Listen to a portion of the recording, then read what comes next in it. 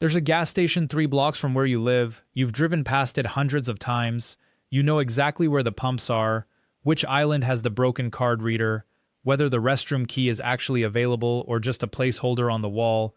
You've never once thought about why it's profitable. Most people don't. We assume gas stations make money the way their name suggests. Fuel is the product, fuel is the revenue, fuel is where the margin lives. This assumption is so intuitive, so obvious, that it survives intact in nearly every casual conversation about the business. It is also almost entirely backward. The real story of gas station economics begins not at the pump but underground. And it doesn't end with profit margins measured in cents. It ends with a much more complex question. How did an entire industry build itself on a product it barely marks up? And more importantly, what is the actual financial foundation holding the whole system together? The answer reveals something the casual observer never sees. It reveals that gas stations are not fuel retailers. They have never been fuel retailers. What they actually are, what they have always been, is real estate operators who happen to sell fuel. And that distinction changes everything about how the money actually flows. Let's go back to understand how this happened. In the 1950s, when the interstate highway system was still being built and suburban sprawl was just beginning to accelerate, gas stations were fundamentally different operations. A station owner in 1955 might have purchased fuel wholesale from a major brand like Shell or Esso, then marked it up by 15, sometimes 20%. The fuel margin was thick, margins were generous, the business model made intuitive sense because there were fewer competitors, traffic patterns were more predictable, and brand loyalty meant something. A person would drive across town to fill up at their preferred station. The pump was not yet a commodity channel, it was still a destination. But something shifted. First came the consolidation of major oil companies. Then came the vertical integration where refineries and distributors began controlling the wholesale supply directly. By the 1970s, independent station owners found themselves in a position they had never experienced before. They were being squeezed. The wholesale price of fuel was rising faster than they could raise pump prices without losing customers. The margin per gallon began to compress. A margin that had been 15% narrowed to 10, then 5, then 3. By the 1980s, most station owners were staring at a brutal economic reality. They could not sustain themselves on fuel sales alone. The numbers simply did not work. This is where the transformation actually occurred. And it happened not through some grand strategic pivot announced by management, but through a slow, almost accidental realization. Station owners began noticing something that the accountant in them initially resisted. The small store inside the station, what they had always kept as an afterthought, a place to sell coffee and lottery tickets, was actually generating real money. A customer might pump $10 of fuel and earn you 30 cents. But that same customer, while waiting for their tank to fill, would walk inside and spend $8 on a convenience item. A soft drink, a snack, a magazine, a pack of cigarettes, a candy bar. $8 that carried a margin of 40, sometimes 50%. The economic truth was hiding in plain sight. The fuel was the traffic driver. The convenience store was the actual business. By the 1990s, every successful station owner had internalized this lesson. The station layout itself began to reflect it. The convenience store expanded. The selection deepened. Fuel became not the source of profit, but the mechanism for drawing customers into a space where actual margin lived. This is why the modern convenience store inside a gas station bears so little resemblance to the small shop that existed in 1975. It is no accident. It is the result of a deliberate economic restructuring driven by margin collapse in the fuel business. The space grew because the owner had calculated, correctly, that every additional dollar of shelf space would generate more net profit than fuel could ever provide. Let's talk about the actual numbers because they reveal how complete the shift became. A typical station in the early 2000s might move 4,000 gallons of fuel per day. At a net margin of 5 cents per gallon, that's $200 in daily profit from fuel. In a year, roughly $73,000 before any other expenses are deducted. Now let's look at the inside store. That same station might generate $800 to $1,200 in daily sales from convenience items. Assuming a 40% gross margin, that's $300 to $500 in daily profit. In a year, that's $110,000 to $180,000. The convenience store, operating from perhaps 15% of the station's physical footprint, is now generating more profit than the entire fuel operation. And this pattern repeated at station after station across the country. But the economic transformation went even deeper. As fuel margins compressed further through the 2000s and into the 2010s, many station owners began to realize something else. The real estate itself, the land, the location, the foot traffic the fuel pumps attracted, was worth more than the operation that occupied it. Some owners were approached by developers. Fast food chains, coffee shops, and quick-service restaurants saw the value of a gas station location. The foot traffic was already there.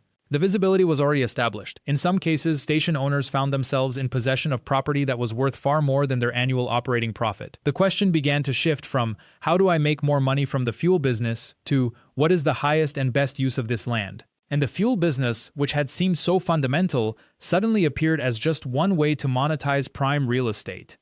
This reframing is crucial because it explains something that confuses most casual observers.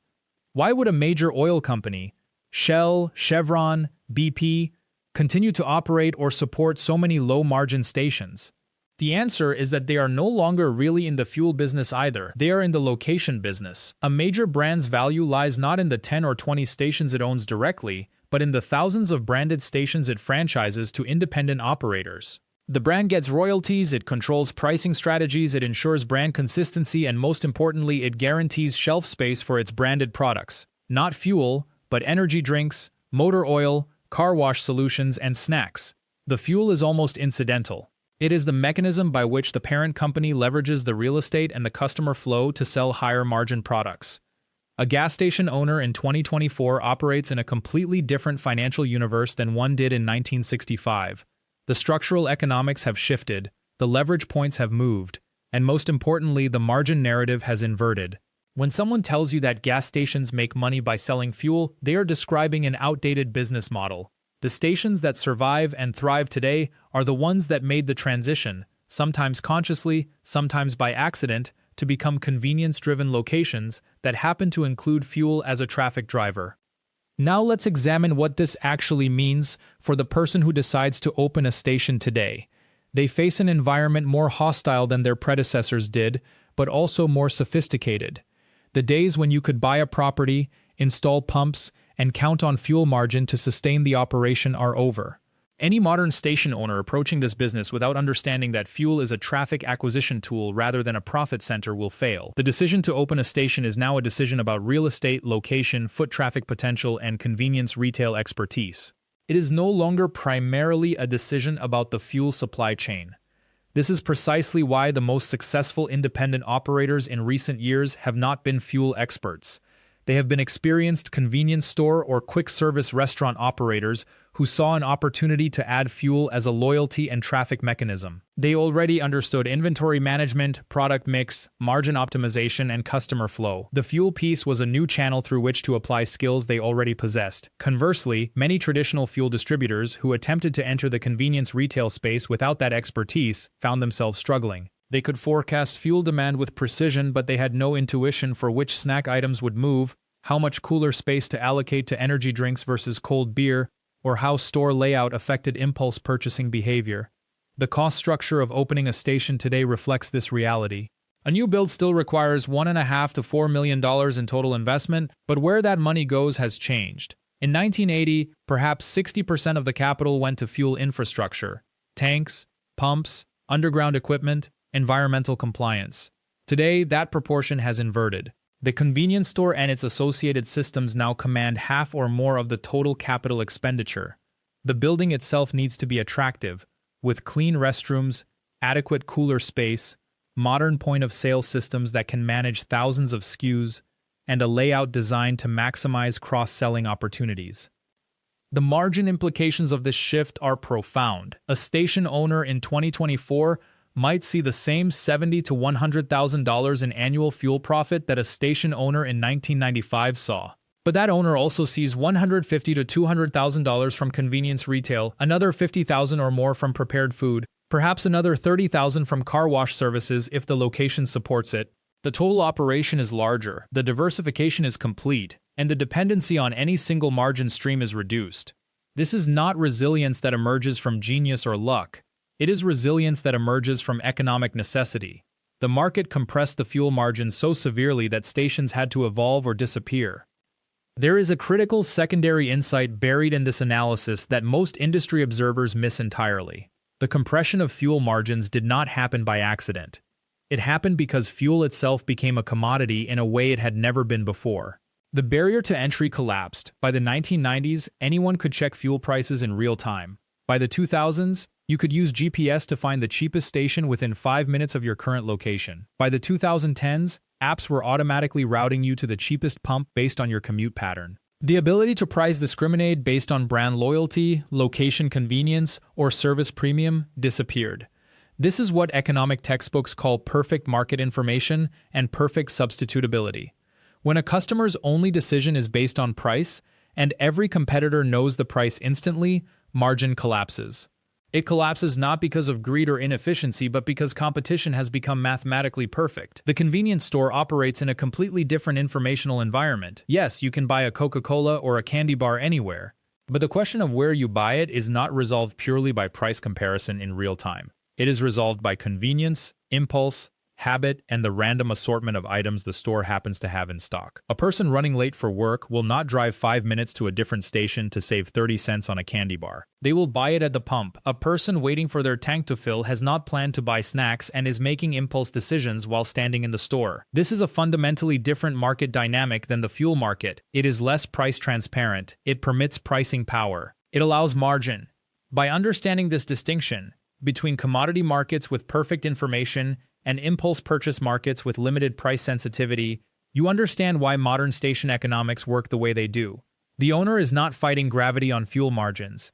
The owner is simply accepting that gravity exists and building the business model in a different location in the landscape. The station that survives is the one that generates enough foot traffic through fuel sales to fill the convenience store with customers who are not purely price sensitive. It is elegant, it is brutal, and it explains the entire modern gas station industry in a way that simple margin analysis never can. Let's now examine what this means for a specific operator's financial reality. Consider a hypothetical station in a suburban location with moderate to good traffic, not prime location, not isolated highway pump, but a solid suburban intersection where 40,000 to 50,000 cars pass daily. Of those cars, perhaps 8 to 10% will stop for fuel. That means 4,000 to 5,000 fuel transactions per day at an average fill-up of 12 gallons and a net margin of 5 cents per gallon. You are generating $240 to $300 per day in fuel profit. That is roughly $87,000 to $110,000 annually in fuel gross profit before rent, utilities, labor, and all other operational expenses. Now let's look at the convenience operation. Those same 4,000 to 5,000 customers who came for fuel represent 4,000 to 5,000 customer visits to the interior of the building. The national average convenience store customer at a gas station spends between $4 and $6 per transaction. That includes coffee, drinks, snacks, and impulse items. Taking the conservative end, $4 per customer per visit, you have $16,000 to $20,000 in daily convenience store sales. At a weighted margin of 40%, lower on beverages, higher on snacks and prepared food, that's $6,400 to $8,000 in daily convenience store gross profit. Annualized, that's $2.3 million to $3 million in convenience gross profit before operational expenses. The disproportion is staggering when you see the numbers side by side. Fuel margins, $87,000 to $110,000 annually. Convenience store margins, $2.3 to $3 million annually. The convenience store is generating 25 to 35 times more gross profit than the fuel operation, and it is occupying perhaps 20% of the station's floor space. This is not an anomaly. This is the standard structure of modern gas station economics. The fuel is the customer acquisition mechanism. The convenience store is the actual business. But profit and revenue are not the same thing. And this is where many station owners find themselves in financial distress despite high absolute revenue. The operational expenses in both operations are substantial and often underestimated. On the fuel side, you have several fixed costs that do not vary with volume. You have the cost of lease or mortgage on the land. You have the cost of maintaining underground storage tanks and pumps. You have environmental compliance costs, which include regular tank inspections, groundwater monitoring, and insurance against leaks or contamination. These environmental costs are not trivial. A single tank failure or spill can result in cleanup costs of $50,000 to $500,000 or more. Some station owners have faced bankruptcy because of legacy contamination from previous operations. You have insurance, which covers liability, property, and the increasingly important environmental liability. You have credit card processing fees, which represent roughly 2 to 3% of fuel sales. You have the cost of credit card network fees for fuel specifically, which tend to be higher than in-store because they are remote transactions. You have labor costs, at least one full-time attendant on duty during busy hours, and depending on the region, possibly two. You have utilities, electricity to power the pumps, lights, and the convenience store is a substantial cost in most locations. You have maintenance of the pumps themselves, which require regular software updates, certification, and repairs. You have the cost of credit for fuel purchases until you can sell the fuel forward. This inventory financing is invisible but real. When you add all of these expenses up, the fuel operation at a moderate traffic station typically nets between $10,000 and $20,000 annually.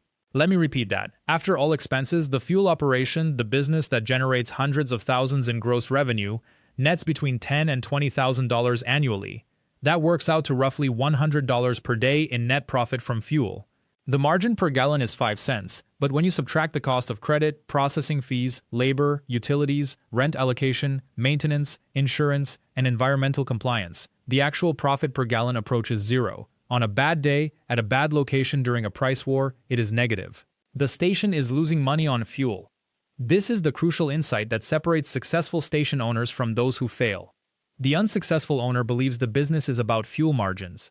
They focus on negotiations with suppliers, they chase volume, they compete on price. They often end up trapped in a vicious cycle where volume increases but margin decreases, and the operational complexity grows while net profit shrinks. The successful owner accepts that fuel is a loss leader or break-even operation and focuses instead on maximizing the efficiency and profitability of the convenience store operation. Every decision they make is filtered through the question, does this help me attract more customers into the convenience store? And does it increase the average transaction value in the convenience store?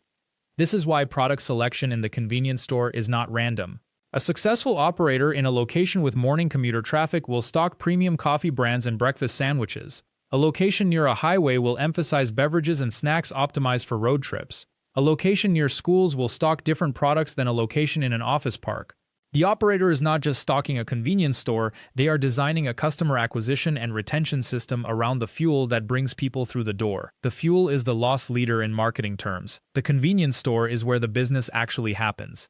And this distinction changes how every operational decision should be made. There is one more critical piece to understand.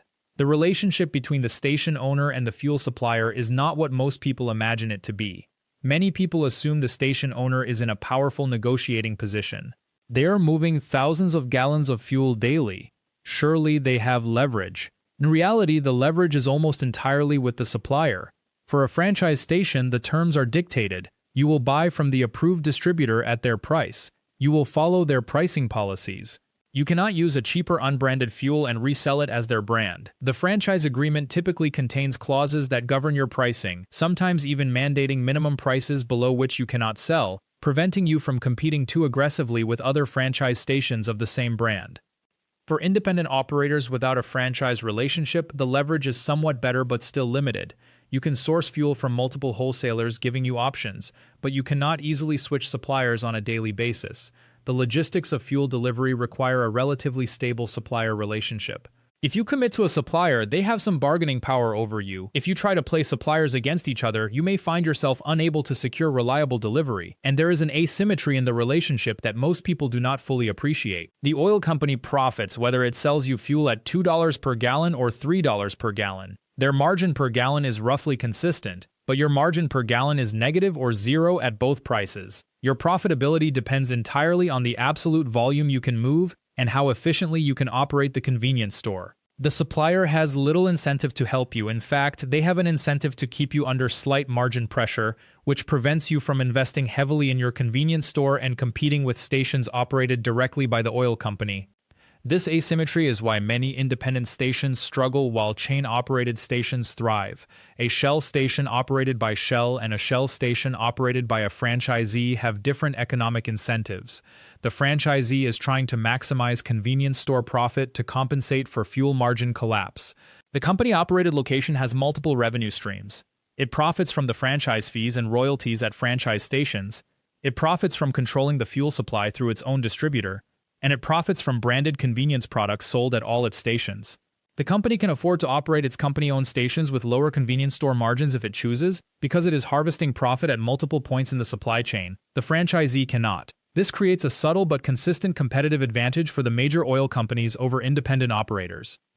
Let me now turn to a question that most people never ask, but which is critical to understanding the actual financial reality of station ownership. Where exactly does the station make money if not from fuel? The answer is more complex than just the convenience store. For a modern station, the revenue streams typically break down as follows. Fuel sales generate the largest gross revenue, perhaps 60 to 70% of total station revenue. But after costs, fuel represents only 5 to 10% of net profit. Convenience store sales generate perhaps 20 to 30% of gross revenue, but they represent 40 to 50% of net profit due to the higher margins.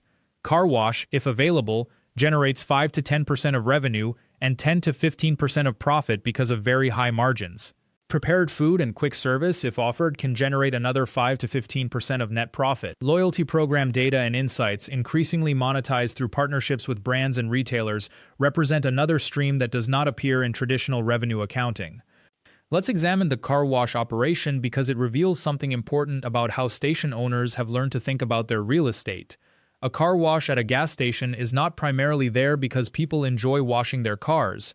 It is there because a car wash is an extremely high-margin operation that benefits from the foot traffic and customer loyalty the fuel operation generates. A typical in-bay or tunnel car wash generates between $300 and $800 in revenue per day, depending on location and package pricing. The variable costs, water, soap, labor, represent perhaps 30 to 40% of revenue. That means a car wash generates 60 to 70% margin, roughly twice the margin of the convenience store. But a car wash also requires capital investment of $200,000 to $500,000. The owner is taking a capital risk to monetize customer traffic more effectively. The economic logic is clear. The station owner who cannot extract enough profit from the fuel and convenience store margins alone has a powerful incentive to find other ways to monetize the same customer. The car wash is just one example. Other examples include ATM machines, which generate $1 to $3 in revenue per transaction with almost no variable cost, air pump charging in some locations, beverage alcohol sales where permitted, lottery ticket sales which have built-in margins, and increasingly, prepared food operations that range from simple hot dogs and pizza to elaborate quick-service restaurants. The station that succeeds in the modern environment is not the station that optimizes a single revenue stream, it is the station that successfully operates as an integrated location where fuel brings customers through the door, the convenience store keeps them there and extracts spending, the car wash converts them into recurring loyalty customers, and the prepared food generates traffic during off-peak hours when the fuel business is slow. Each component reinforces the others. The fuel operation's low margin is acceptable because it is not the business. The fuel is the loss leader that drives everything else. This is a fundamental inversion of how the business was understood 50 years ago. In 1970, if you asked a station owner what business he was in, he would say fuel retail. That was the primary business.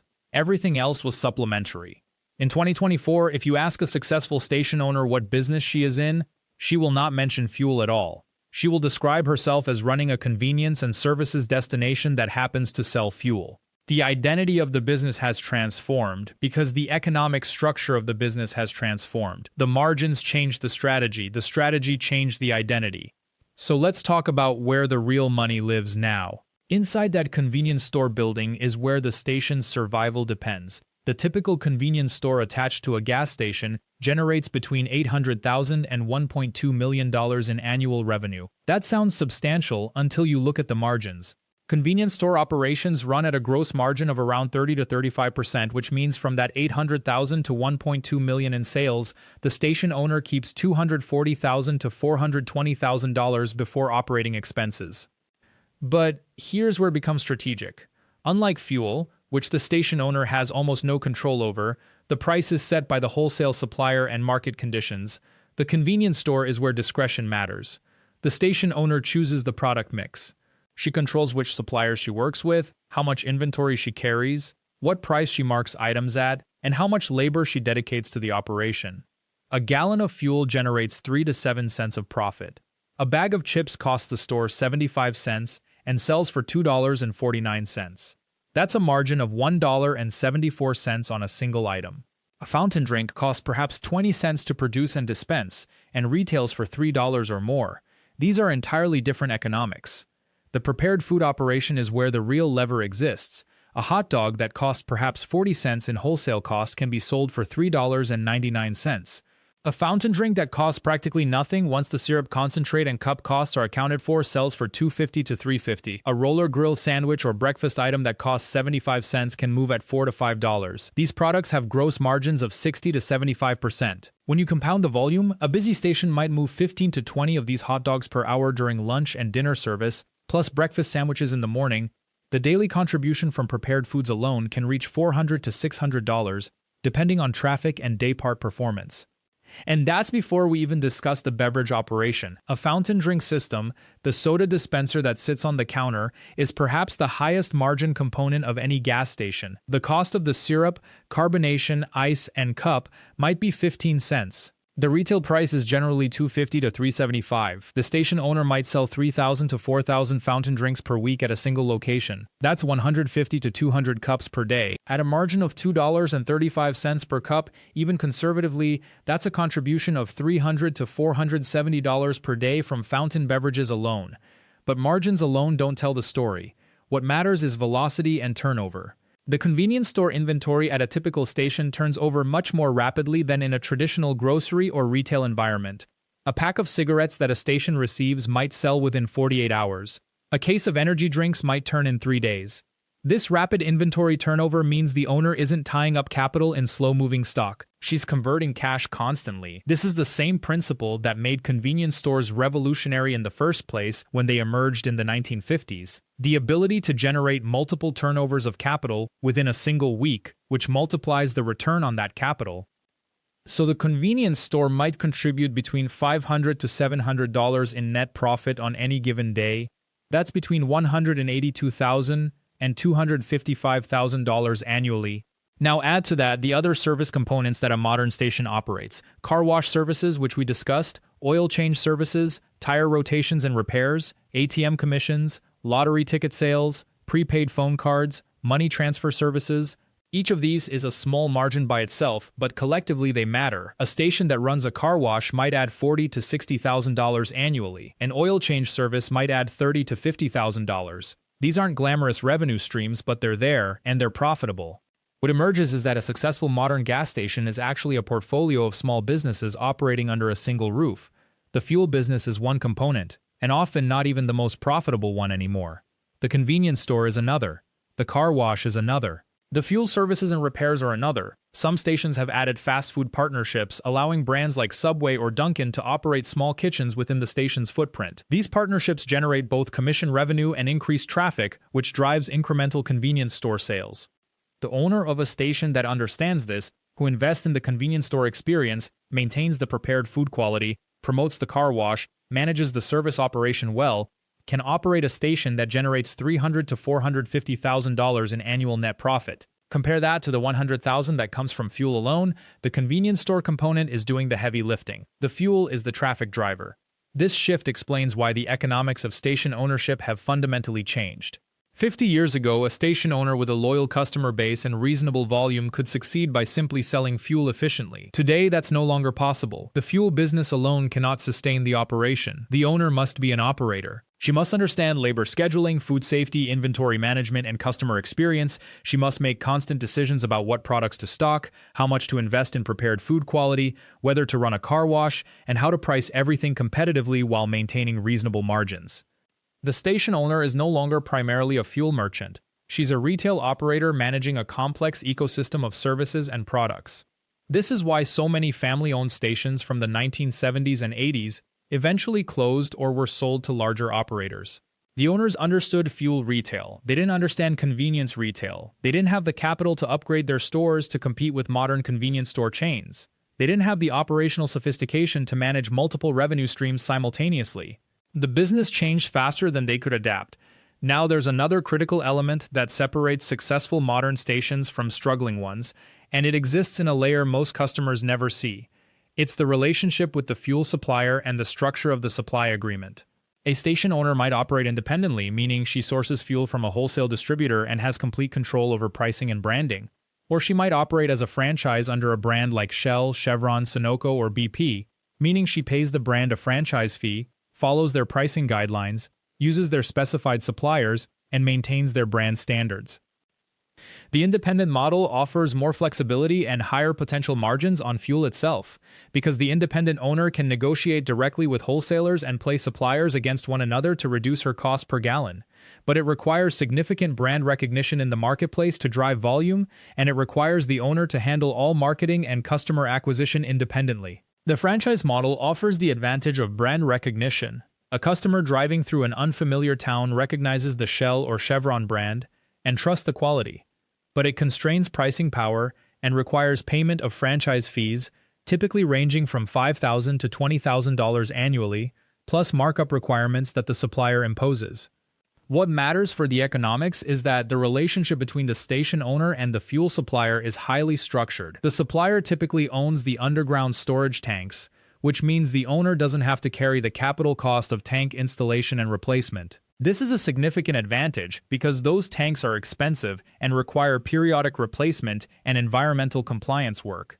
The supplier will upgrade the tanks at their cost, which benefits the station operator. But this comes with a constraint. The owner must purchase fuel exclusively from that supplier. The owner cannot shop around for cheaper fuel elsewhere. The owner cannot source from a competitor's distributor.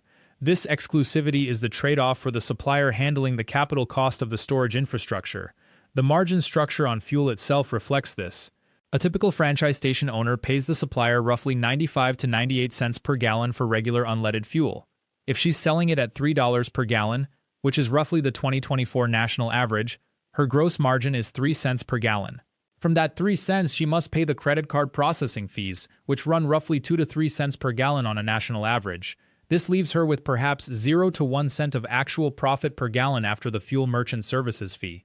The independent operator has more pricing flexibility, so she might retain 5 to 7 cents per gallon, but she has to bear the cost of tank ownership, replacement, and environmental compliance, which can cost $15,000 to $20,000 annually for tank testing, certification, and potential remediation work. This is why the fuel business by itself has become economically unviable for most independent station owners. The margin is too thin, the capital requirements are too high, and the supplier relationships are too restrictive. Successful stations today are those that have built sustainable revenue from the convenience store, the car wash, the prepared food operation, and ancillary services. The fuel is the traffic magnet. The fuel pulls customers in, but the profit comes from everywhere else. The convenience store attached to a gas station is not a convenience store in the traditional sense. It is a purpose-built margin machine. Where fuel operates on 3 to 7 cents per gallon, a bag of chips carries a markup of 40 to 50%. A coffee sold for $3 costs the station owner roughly 90 cents. A prepared sandwich, which takes 30 seconds to assemble from pre-made components, sells for $8 and costs the station perhaps $2 in ingredient cost. These items move fast. A typical station convenience store does between $800,000 and $1.2 million in annual revenue. The cost of goods sold on that revenue runs between 40 and 50%. That leaves $400,000 to $600,000 in gross profit before labor and rent. But here is the economic reality that station owners rarely discuss with outsiders. That convenience store requires staffing. Most stations operate from 6 in the morning until 11 at night, some 24 hours. At minimum wage in most states, a single shift requires at least 2 employees. That is 4 employees per day minimum, often 5 or 6 depending on traffic patterns. At current wage levels, that is $60,000 to $80,000 annually in direct labor cost alone, before payroll taxes and benefits. Then comes the lease on the building itself. A station owner typically does not own the convenience store building outright. The oil company owns it, or a third-party landlord does. That lease runs between $3,000 and $8,000 per month, depending on location and market. That is $36,000 to $96,000 per year going directly to rent. Then inventory shrinkage. This is the polite term for theft. In a convenience store attached to a gas station, particularly in high-traffic urban or suburban locations, inventory loss runs between 2 and 4% of sales annually. On a $900,000 annual revenue stream, that is $18,000 to $36,000 simply walking out the door, sometimes in customer hands, sometimes in employee hands. Insurance, licensing, credit card processing fees, point-of-sale system maintenance, and utilities add another $50,000 to $80,000 annually. When you do the math, a station with a robust convenience store operation might clear $150,000 to $250,000 in annual gross profit before the owner's salary, before the cost of capital, and before unexpected repairs or emergencies. That sounds reasonable on paper. The reality is darker. The car wash, when it exists, operates on similar economics. A basic exterior wash retails for $8 to $15.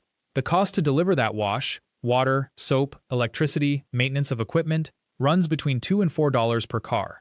A station with a functioning car wash might process 50 to 150 vehicles per day depending on location and season. On the high end, that is 150 cars at $12 average revenue, $1,800 daily, roughly $650,000 annually. But this assumes year-round operation, consistent traffic, and no equipment downtime. The equipment itself, the tunnel machinery, the drying systems, the spot-free water recycling systems, cost between $150,000 and $400,000 to install. A station owner financing this equipment over 10 years carries a debt service cost of $15,000 to $40,000 annually.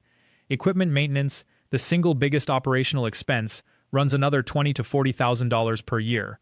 The pumps fail, the brushes wear out, the electrical systems corrode, unexpected repairs can consume thousands of dollars in a single incident. A door seal fails in January in Minnesota, and suddenly the owner is paying $5,000 for emergency replacement, while the wash sits offline, generating zero revenue. This is the hidden truth about gas station economics that most people never see. The business generates enormous gross revenue. A typical station with fuel, convenience store, and car wash might report $2.5 to $3.5 million in annual revenue. But that revenue is distributed across 3 separate operations with radically different economics. Fuel is a necessary loss leader, the convenience store is where steady margin exists, but labor and theft erode profitability. The car wash is a capital-intensive operation with high ongoing maintenance costs and seasonal volatility.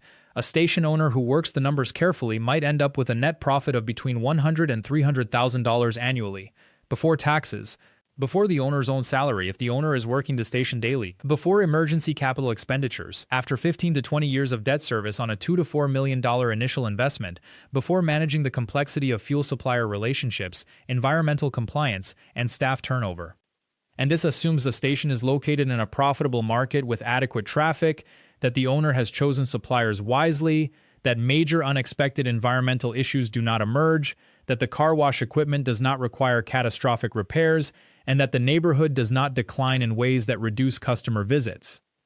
Many station owners work 80 to 100 hours per week managing operations personally. They open the station, work the register, stock shelves, oversee car wash maintenance, and handle customer issues. That is not $15 to $20 per hour of labor. That is ownership of a business that generates respectable gross revenue but demands everything the owner has to offer. The economics shift when ownership changes hands or when external conditions deteriorate. A station owner who has operated profitably for 10 years suddenly faces a refinancing decision. The equipment is aging, major capital repairs loom, interest rates have risen since the original financing. The owner must either invest another $500,000 to $750,000 in equipment modernization or accept declining competitiveness against newer stations nearby. Many owners at this point choose to sell. The buyer faces a different calculus entirely. They are buying a business that has already been squeezed of low-hanging profitability gains. They are inheriting aging equipment, established supplier relationships with thin margins, and the assumption that they will work longer hours for less certain returns than the previous owner experienced. This is why gas stations change hands so frequently. The average tenure for a gas station owner is between 7 and 12 years. Some owners sell after 5 years, exhausted. Others hold for 15 or 20, building something durable. But the pattern is consistent. The business works only for owners who have specific advantages: existing relationships with suppliers, family connections to the industry, willingness to work personally in the operation, or ownership of the underlying real estate that generates alternative income streams. The final layer of gas station economics that affects profitability but rarely appears in financial statements is the real estate itself. A gas station sits on land worth significant money. In a suburban location with good traffic counts, that land might be worth $500,000 to over $1 million. For a franchisee, this creates an interesting dynamic. The oil company owns or controls the land and the building. The franchisee owns the equipment and the inventory. If the franchisee leaves, the equipment stays. The franchisee has essentially paid to improve property owned by someone else. The oil company benefits from that improvement indefinitely, and subsequent franchisees inherit the benefit without paying for it. If they own the underlying real estate, they have significant capital tied up in land that, should the station close, becomes a liability. Remediating underground storage tanks and petroleum contamination on a former gas station site can cost $50,000 to several $100,000. An owner who walks away from the station business often finds themselves legally and financially responsible for environmental cleanup regardless of when the contamination occurred. This creates a powerful lock-in effect. Even if the station is unprofitable, the owner may continue operating it because closing it triggers environmental liability. We have now assembled the complete financial picture of why gas stations exist on nearly every corner of America, generate over $500 billion in annual revenue, and rarely make their owners wealthy. The fuel margin is too thin to sustain the operation alone. The convenience store requires staffing and generates margin, but that margin is consumed by labor costs and inventory loss. The car wash, where it exists, demands capital and ongoing maintenance, delivering seasonal returns. The real estate itself creates both opportunity and liability.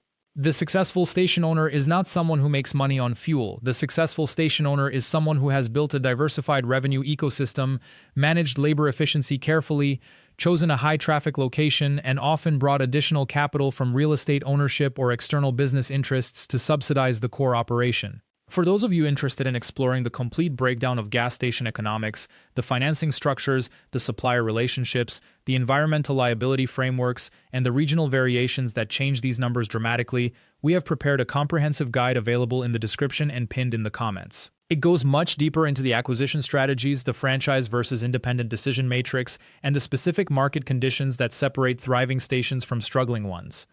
The gas station is not a path to wealth. It is a path to work. But for owners who understand the real economics, who choose locations carefully, who build operational efficiency, and who recognize that the business is fundamentally about convenience store margins and ancillary services rather than fuel sales, it remains a viable small business that generates steady, modest returns and can provide a living for a dedicated owner and their family. Thank you for watching The Ledger of Lost America. If you found this breakdown of gas station economics useful, please subscribe to the channel, leave a like on this video, and turn on your notification bell so you never miss when we publish our next deep dive into the financial machinery of American business. We will see you next time.